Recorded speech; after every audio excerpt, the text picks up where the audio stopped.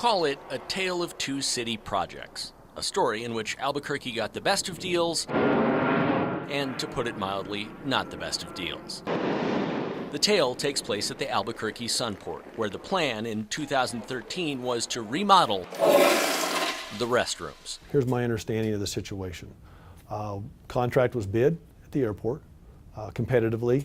I'm hearing 10, maybe 11 bidders. 10 bidders, yeah. 10 bidders. The mayor, a former contractor himself, says 10 bidders shows a good interest in the project. All of the bidders came in well below the architect's estimated cost. That means the city was going to get a good deal. What about the contractor? The company that got the bid was low by about $125,000. That means that Enterprise Builders left a lot of money on the table. Former Republican State Representative David Doyle co-owns Enterprise Builders. The mayor's wife has donated to Doyle, and 3 weeks before the bids were opened for the project, Doyle gave $2,000 to the mayor's re-election campaign. Employees with two other bidders who did not get the contract also gave money to the mayor's re-election campaign. Because each one of those donations was reported and documented, each one was legal. With that question answered, we then pulled every construction document we could get our hands on. And what we found was that even before the city awarded the contract to Enterprise for the original work, it gave Doyle's company a chance to double its money through what the city called a change order. The change order didn't change anything about the original project. It was all new work. A remodel of the emergency operations suite, storage areas, and a few bathrooms.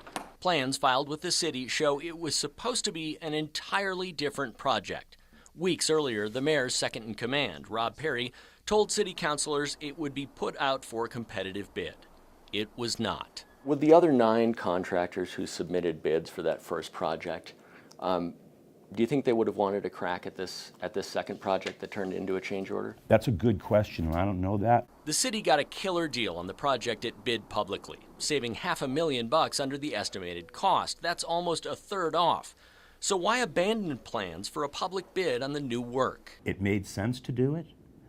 It was economical to do it. It saved the taxpayers money, and it minimized the time that it took to complete the construction. The city consistently told us 2 things about the deal. 1, it's normal, and 2, they saved money by doing it. Neither one of those explanations checks out. Hi, David. It's Matt Grubbs calling from Channel 13. David Doyle did not return emails or calls. So we phoned all the other contractors who bid. A story that I'm looking into, it's one that he bid on. For them to do a change order before the contract has even... Exactly. Strange. Okay. The size of it? Okay. No one who talked to us told us it was normal. Of this size, I've never experienced that. We showed what we found to City Councilor Isaac Benton, who, like the mayor, has spent a career around public projects as a contractor and an architect. The other bidders should have had the opportunity to bid on the project. That's my bottom line. Benton says city rules reinforce the idea of not just a good deal, but of fair competition. I can't see that necessarily that we've violated the letter of the rules, but I think it seems to me the spirit was violated. The mayor, Based on my cursory understanding, no question taxpayers saved a bunch of money here. was steadfast in his belief that the change order was good government. Contractor's already on site. Someone at the city, at the aviation I'm guessing, or the architect makes a decision. They're already on site. They're doing bathrooms at the airport. We have more bathrooms at the airport. It sounds simple, Someone at the city made a decision. Taxpayers save money. but it's not simple. First, most of the new work was not remodeling bathrooms.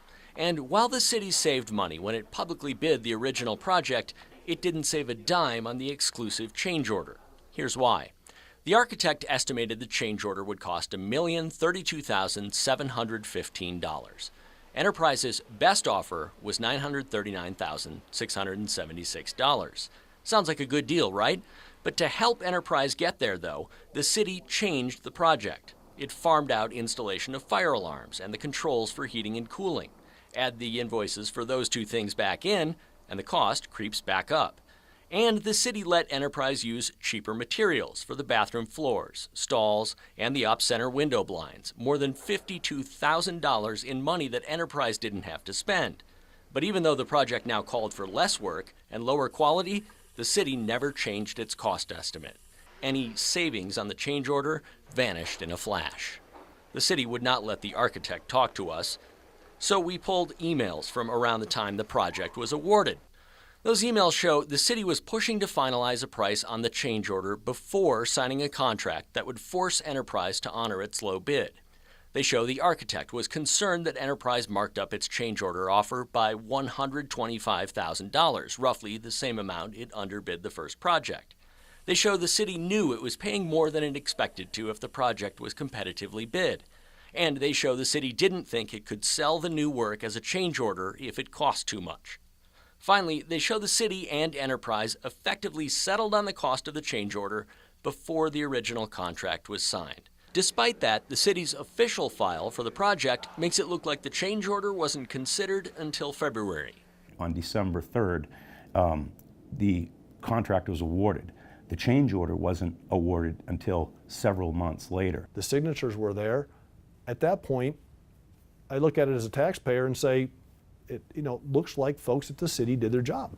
All those signatures have dates no earlier than February. The change order says it was prepared on Valentine's Day.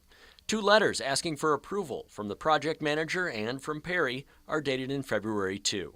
The only sign of what went on behind the scenes months earlier is a loan date on top of a column on a spreadsheet, November 22nd, 2013, the day our tale of 2 city projects began.